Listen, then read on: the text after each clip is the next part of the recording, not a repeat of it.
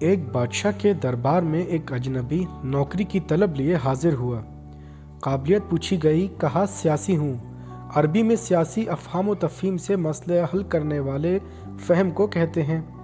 بادشاہ کے پاس سیاستدانوں کی بھرمار تھی، اسے خاص گھوڑوں کے استبل کا انچارج بنا لیا، جو حال ہی میں فوت ہو چکا تھا۔ چند دن بعد بادشاہ نے اس سے اپنے سب سے مہنگے اور عزیز گھوڑے کے متعلق دریافت کیا۔ اس نے کہا نسلی نہیں ہے۔ بادشاہ کو تعجب ہوا۔ اس نے جنگل سے سائس کو بلا کر دریافت کیا۔ اس نے بتایا گھوڑا نسلی ہے، لیکن اس کی پیدائش پر اس کی ماں مر گئی تھی۔ یہ ایک گائے کا دودھ پی کر اس کے ساتھ پلا ہے۔ مسئول کو بلایا گیا۔ تم کو کیسے پتہ چلا اصیل نہیں ہے؟ اس نے کہا جب یہ گھاس کھاتا ہے تو گایوں کی طرح سر نیچے کر کے، جبکہ نسلی گھوڑا گھاس منہ میں لے کر سر اٹھا لیتا ہے۔ بادشاہ اس کی فراست سے بہت متاثر ہوا۔ مسئول کے گھر اناج، گھی، بھنے دمبے اور پرندوں کا اعلیٰ گوشت بطور انعام بھجوایا۔ اس کے ساتھ ساتھ اسے ملکہ کے محل میں تعینات کر دیا۔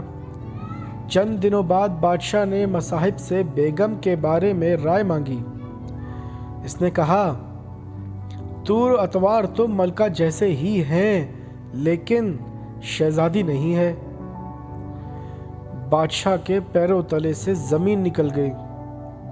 حواس بحال کیے، ساز کو بلا بھیجا، معاملہ اس کے گوش گزار کیا۔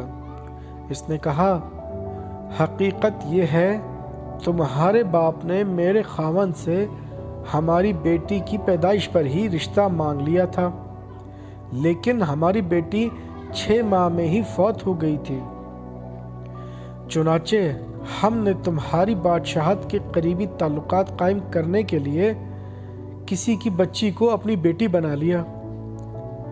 بادشاہ نے مصاحب سے دریافت کیا تم کو کیسے علم ہوا؟ اس نے کہا اس کا خادموں کے ساتھ سلوک جاہلوں سے بدتر ہے۔ بادشاہ اس کی فراست سے خاصا متاثر ہوا۔ بہت سا اناج، بھیڑ بکریاں بطور انعام دی، ساتھ ہی اسے اپنے دربار میں متعین کر دیا۔ کچھ وقت گزرا،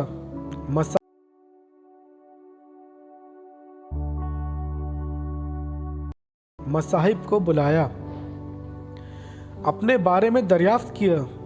مصاحب نے کہا جان کی امان۔ بادشاہ نے وعدہ کیا۔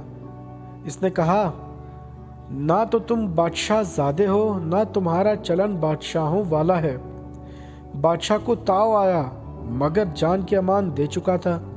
سیدھا والدہ کے محل پہنچا۔ والدہ نے کہا یہ سچ ہے، تم ایک چرواہے کے بیٹے ہو، ہماری اولاد نہیں ہو رہی تھی تو تمہیں لے کر پالا۔ بادشاہ نے مصاحب کو بلایا اور پوچھا بتا تجھے کیسے علم ہوا؟ اس نے کہا بادشاہ جب کسی کو انعام و اکرام دیا کرتے ہیں تو ہیرے موتی جواہرات کی شکل میں دیتے ہیں، لیکن آپ بھیڑ بکریاں کھانے پینے کی چیزیں عنایت کرتے ہیں۔ یہ اسلوب بادشاہ زادے کا نہیں، کسی چرواہے کے بیٹے کا ہی ہو سکتا ہے۔ دوستوں، عادتیں نسلوں کا پتہ دیتی ہیں۔ عادات، اخلاق اور طرز عمل خون اور نسل دونوں کی پہچان کرا دیتے ہیں۔